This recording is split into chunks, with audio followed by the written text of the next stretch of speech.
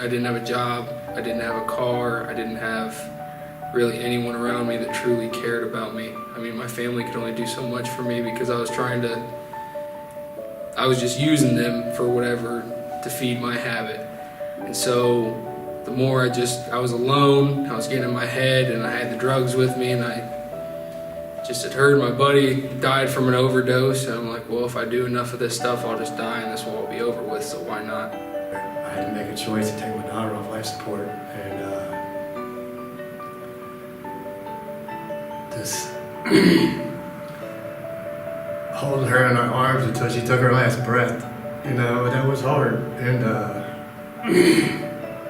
and I was just like miserable, and I just gave up on everybody. I gave up on society, and I chose to become homeless and run the streets. I'd lost all hope in my life. I was just empty and just scared, and I was tired of it. I was definitely lost in a hopeless addiction that I didn't think I was going to make it out of.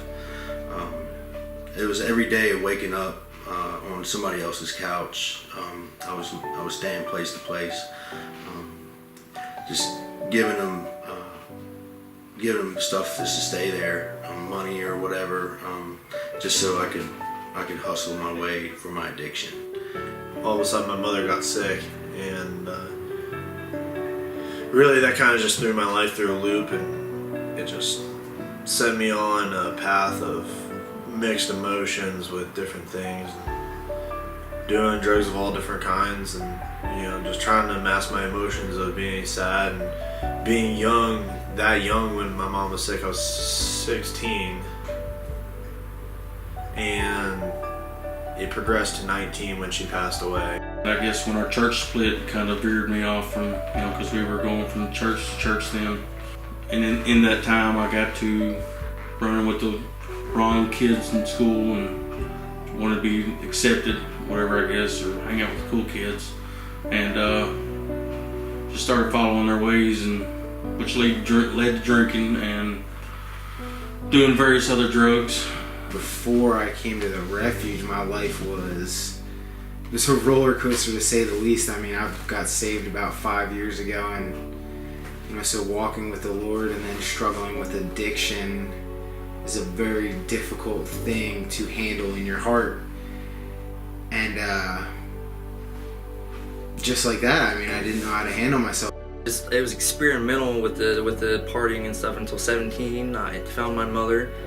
She had overdosed and died, and that just really took a big toll on me. And after that, I completely rebelled.